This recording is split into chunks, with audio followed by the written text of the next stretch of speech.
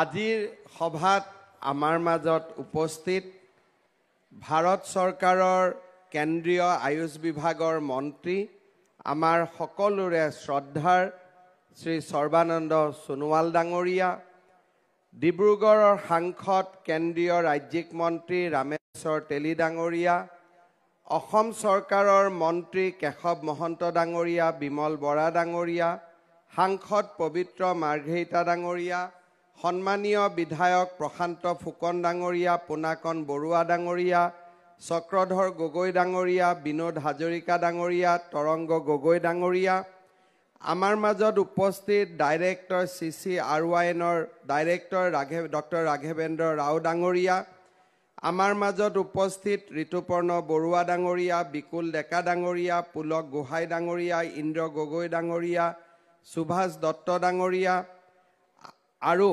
মঞ্চত উপবিষ্ট বিশিষ্ট ব্যক্তিসকল, আই মাতৃসকল, যুৱক যুৱতী, বন্ধু বান্ধৱীসকল, আজিৰ দিনটো ডিব্ৰুগড় জিলাৰ বাবে আৰু আমাৰ ৰাজ্যৰ বাবে এটা প্ৰাপ্তিৰ দিন।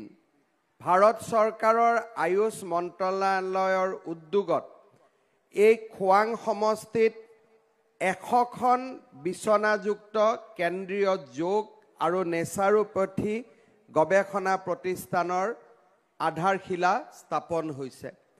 প্ৰধানমন্ত্ৰী নৰেন্দ্ৰ মোদী ডাঙৰীয়াৰ নেতৃত্বত আৰু ভাৰত চৰকাৰৰ বন্দৰ জাহাজ জলপথ দপ্তৰৰ মন্ত্ৰী, আয়ুষ বিভাগৰ মন্ত্ৰী সৰ্বানন্দ সোণোৱাল ডাঙৰীয়াৰ প্ৰচেষ্টাত আজি এই সুন্দৰ চিকিৎসালয়খন ডিব্ৰুগড়ত স্থাপন হ'বলৈ আগবাঢ়িছে।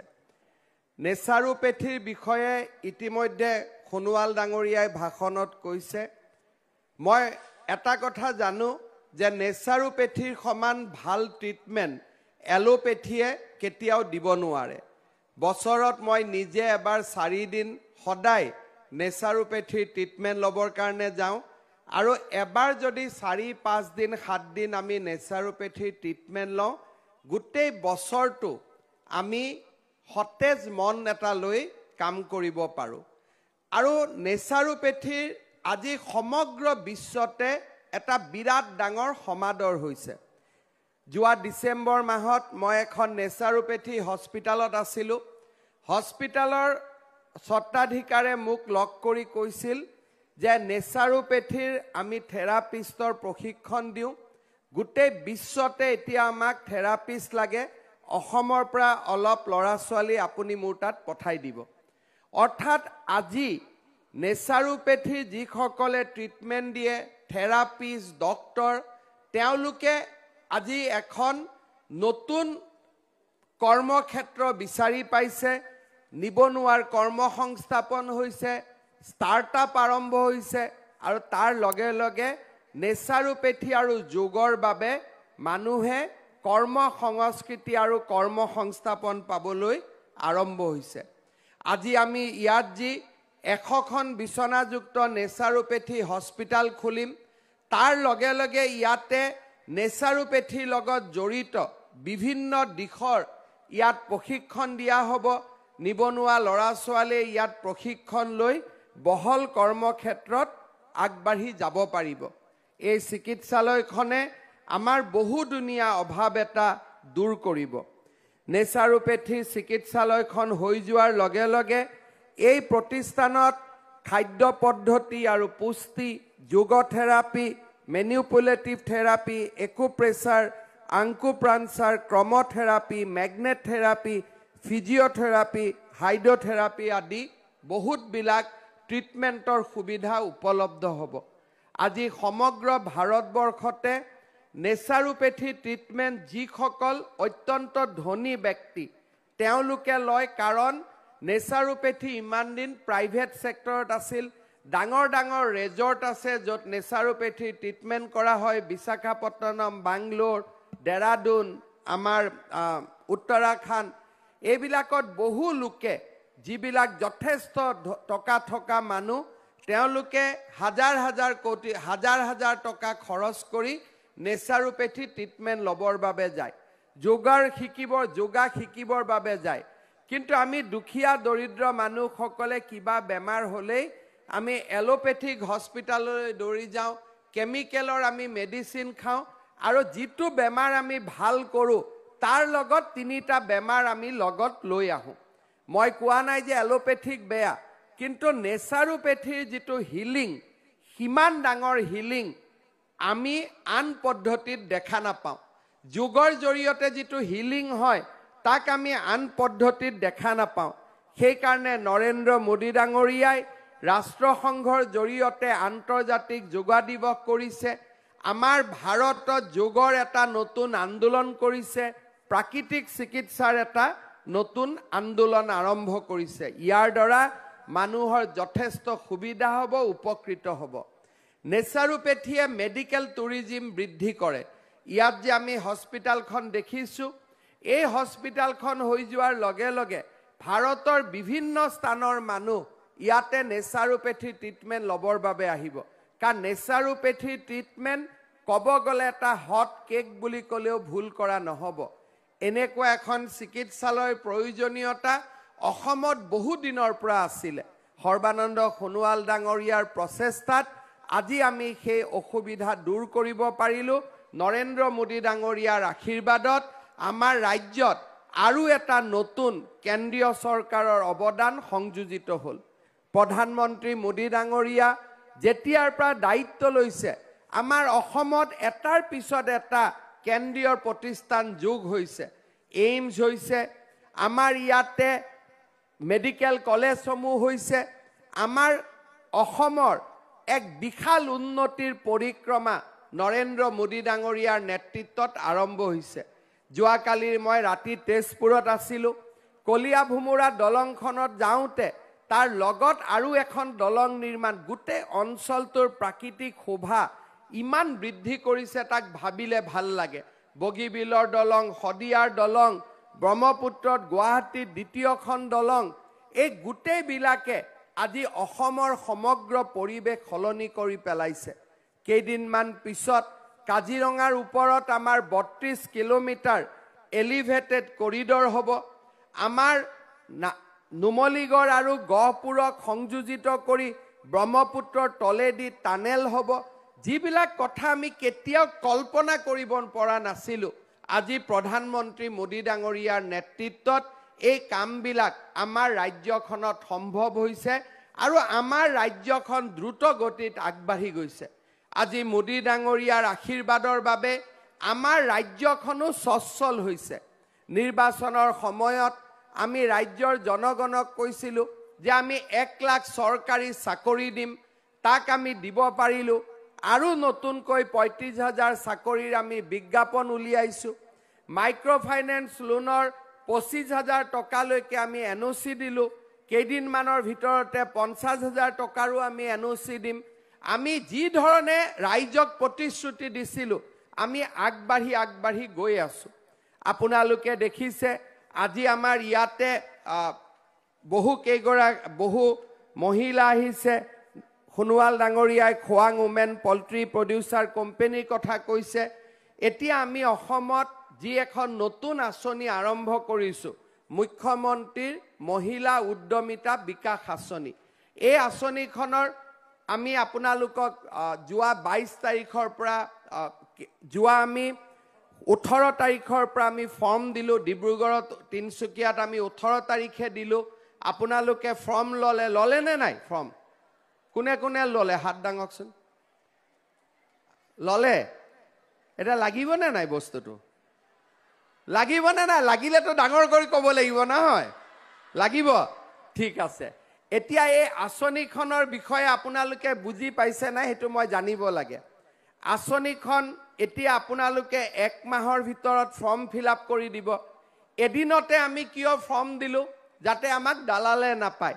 একদিনাখনতে আমি ফৰ্ম দিলোঁ, দালালে কেতিয়া ফৰ্ম ল'ব লাগে গমেই নাপালে, নহ'লে তাতো 150-200 টকা কালেকশ্যন কৰি লয়।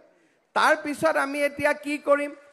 যিটো ফৰ্ম ফিল আপৰ দিয়াৰ দিন হ'ব, 1 মাহ পিছত মই এদিনতে, মাত্ৰ এটা দিনতে কম আজিয়ে ফৰ্ম দি দিয়ক, আৰু আপোনালোকে এটা দিনতে ফৰ্মটো দি দিব। তাৰপিছত মই গুৱাহাটীৰ পৰা দালালে গম নোপোৱাকৈ টুপুং কৰি 10,000 টকা আপোনালোকৰ একাউণ্টত ভৰাই দিম। ডেটটো আগত নকওঁ যাতে তেওঁলোকে গম নাপায়।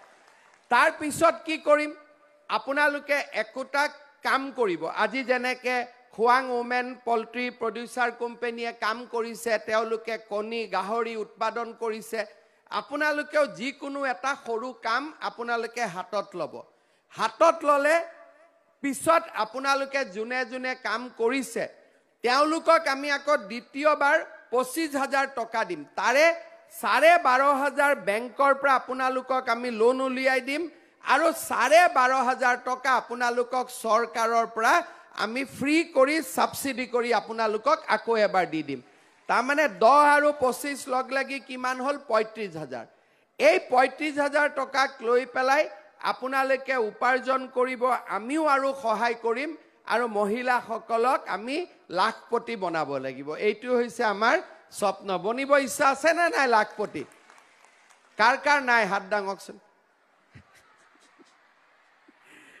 কাৰ কাৰ আছে হাত ডাঙক এতিয়া বিমল সবক বনাব লাগিব লাখপতি বাইদেউ এটা লাখপতি হলে মই কি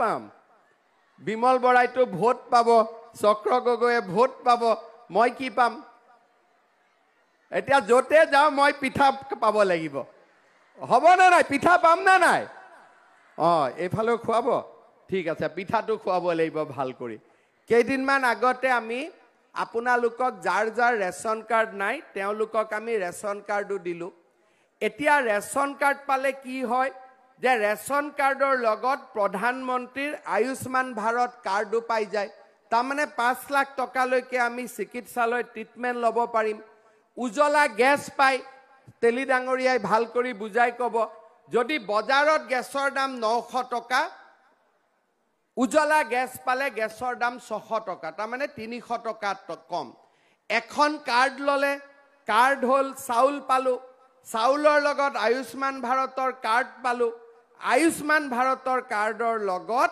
আমি কি পালো 300 টকাকৈ গেছৰ মূল্য কম পালো মোৰ ভৱিষ্যতে ইচ্ছা আছে যে অৰুণোদয় মই পোৱা নাই মানুহে বহুতে কৈ থাকে হয়ও ইমানে পোৱা নাই ভৱিষ্যতে মোৰ এইটো ইচ্ছা আছে যে যাৰ ঘৰতে ৰেচন কাৰ্ড আছে তাকে এটা অৰুণোদয় দি দিয়া তেতিয়া সেই চিন্তাটো নোহোৱা হৈ গল যে কোনে পাইছো নাই পোৱা হিচাপ নিকাছৰ কথা নাই যদি ৰেচন আছে অৰুণোদয় পাই গলো ইয়াৰ লগত আমি আৰু এটা কাম কৰিব খুজিছো যে যিমান মানুহৰ ৰেচন কাৰ্ড আছে তেওঁলোকক আমি বীমা প্ৰধানমন্ত্ৰীৰ বীমা আঁচনিৰ লগত জড়িত কৰিব খুজিছো তাৰ মানে এক্সিডেন্ট হওক কিবা দুৰ্ঘটনা হওক ট্ৰিটমেন্ট কৰাৰ কাৰণে বা এক্সিডেন্ট হলে ঘুনিয়া হলে মৃত্যু হলে আমি যাতে চৰকাৰৰ পৰা টকা পাব পাৰো আপোনালোকে প্ৰিমিয়াম দিব নালাগে প্ৰিমিয়ামটো ৰেচন কাৰ্ড থকা পৰিয়ালৰ কাৰণে চৰকাৰে প্ৰিমিয়ামটো ভৰাই দিব আপোনালোকে খালি সুবিধাখিনি পাব তাৰ মানে আজি আপোনালোকে চিন্তা কৰক 1.5 লাখ লৰা ছোৱালীক চাকৰি তাৰ লগত মহিলাৰ মাইক্ৰ ফাইনেন্সৰ লোন ৰেহাই মিছন বসুন্ধৰাৰ জৰিয়তে মাটি বাৰী যে যাৰ যাৰ মাটি নাই তাক মাটি দিয়া কাম তাৰ পিছত মহিলাৰ উদ্যমিতা আঁচনি তাৰ পিছত যুৱকসকলৰ বাবে আত্মনিৰ্ভৰশীল অসম আঁচনি 18 ফেব্ৰুৱাৰীৰ পৰা ইন্টাৰভিউ আৰম্ভ হ'ব তাৰ লগত ৰেচন কাৰ্ড তাৰ লগত আমাৰ জীৱন বীমা তাৰ লগত উজলা গেছ তাৰ লগত আয়ুষ্মান ভাৰত আৰু শেষত গৈ তাৰ লগত অৰুণোদয় ইমানবিলাক কাম আজি আমি আগবঢ়াই লৈ গৈছো তাৰ লগতে আমাৰ ডিব্ৰুগড় তিনিচুকীয়া শিৱসাগৰ যোৰহাট গোলাঘাট ধেমাজি লখিমপুৰ প্ৰত্যেকখন জিলাতে মেডিকেল কলেজ এইমছ ডাঙৰ ডাঙৰ ফ্লাইঅভাৰ ডাঙৰ ডাঙৰ ৰাস্তা আজি এফালৰ পৰা অসমখনৰ বিকাশৰ গতি আজি আমি ত্বৰান্বিত কৰিছো অলপ আগতে কেশৱ মহন্ত ডাঙৰীয়াই ক'লে অসমত এখনো আয়ুৰ্বেদিক হস্পিটাল নাছিল এতিয়া দুধনৈত হ'ল মাজুলীত হ'ল এখনো নেচাৰোপেথিৰ হস্পিটাল নাছিল আজি আমাৰ ডিব্ৰুগড়ত খোৱাঙত নেচাৰোপেথি হস্পিটালৰ আধাৰশিলা হ'ল মোদী ডাঙৰীয়াই অসমৰ মানুহক হিয়া উজাৰি এফালৰ পৰা দি গৈছে এতিয়া আমি আমাৰ সময় আহিছে যে এপ্ৰিল মাহত ইলেকশ্যন হ'ব জয় শ্ৰীৰাম বুলি কৈ মোদী ডাঙৰীয়াক আমিও হিয়া উজাৰি উভতাই দিব লাগিব, লাগিবনে নাই? অলপ হাততালিটো কমি আছে নেকি? এতিয়াহে ভাল লাগিছে, চবেই দিব লাগিব, হয়নে নহয়? আজি আমাৰ পুনৰ এবাৰ মই সৰ্বানন্দ সোণোৱাল ডাঙৰীয়াক ধন্যবাদ আৰু কৃতজ্ঞতা জনাইছো যে তেখেতৰ প্ৰচেষ্টাত অসমত আগতে আমি ইমান কৰিব নোৱাৰা আজি আয়ুষ বিভাগটো আগুৱাই গৈছে। গুৱাহাটীৰ আয়ুৰ্বেদিক কলেজ সুন্দৰ হ'ল, দ্বিতীয়খন আয়ুৰ্বেদিক কলেজ বনাবৰ কাৰণে তেখেতে অনুমোদন দিছে। ডিব্ৰুগড়ত নেচাৰোপেথি হস্পিটাল হ'ল, আয়ুৰ্বেদিক হস্পিটালবিলাক হ'ব আৰম্ভ কৰিছে। এক প্ৰকাৰ আজি আমাৰ সমগ্ৰ অসমতে বিকাশৰ এটা জয়যাত্ৰা আৰম্ভ হৈছে। মই আশা কৰোঁ আপোনালোকে আশীৰ্বাদ কৰিব যাতে নৰেন্দ্ৰ মোদী ডাঙৰীয়াৰ নেতৃত্বত আমি অসমখনক এনেকৈ আগুৱাই লৈ যাব পাৰোঁ। পুনৰ এবাৰ আজিৰ এই সুন্দৰ দিনটোত আপোনালোকে এটা সুন্দৰ মুহূৰ্তৰ সাক্ষী হ'ল, ময়ো এটা সুন্দৰ মুহূৰ্তৰ সাক্ষী হ'লোঁ। আজি আমি ইয়াত ধৰিব পৰা নাই আমি কিমান ডাঙৰ কাম কৰিলোঁ।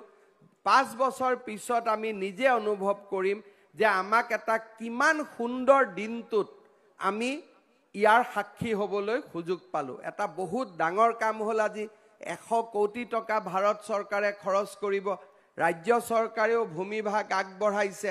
এই গোটেইখিনি মিলি আমি অসমৰ বিকাশৰ আজি আৰু এটা নতুন দিনৰ আৰম্ভণি কৰিলোঁ। মই সকলোকে পুনৰ এবাৰ ধন্যবাদ জনাইছোঁ। সোণোৱাল ডাঙৰীয়া আৰু কেন্দ্ৰীয় আয়ুষ মন্ত্ৰালয়ৰ সকলো বিষয়াক, ডক্টৰ ৰাঘৱেন্দ্ৰ ৰাও আৰু তেওঁৰ এণ্টায়াৰ টীম সকলোকে মই অসম চৰকাৰৰ হৈ অসমবাসী ৰাইজৰ হৈ ধন্যবাদ জনাইছোঁ। মই আপোনালোকক অনুৰোধ কৰিম যে প্ৰধানমন্ত্ৰী নৰেন্দ্ৰ মোদী ডাঙৰীয়া আৰু সৰ্বানন্দ সোণোৱাল ডাঙৰীয়াৰ কাৰণে এটা ডাঙৰ হাত চাপৰি আপোনালোকে সকলোৱে বজাই দিয়ক, যাতে আমি এনেকৈয়ে সদায় অসমৰ উন্নয়নৰ বাবে নিৰন্তৰ কাম কৰি যাব পাৰোঁ, ডিব্ৰুগড়ৰ উন্নয়নৰ বাবে নিৰন্তৰ কাম কৰি যাব পাৰোঁ, খোৱাঙৰ উন্নতিৰ বাবে নিৰন্তৰ কাম কৰি যাব পাৰোঁ। খোৱাং নতুন সমষ্টি হ'ল, আগতে মৰাণ আছিলে, এতিয়া অলপ ইফাল সিফাল কৰি খোৱাং সমষ্টি হ'ল। এতিয়া খোৱাঙতো আমাৰ বিধায়ক মহোদয়ে আপোনালোকৰ কাৰণে কাম কৰিব, আমি সহায় কৰিম আৰু একেলগে লগ লাগি আমি এখন নতুন অসমৰ বুনিয়াদ নিৰ্মাণ কৰিম। বহুত বহুত ধন্যবাদ।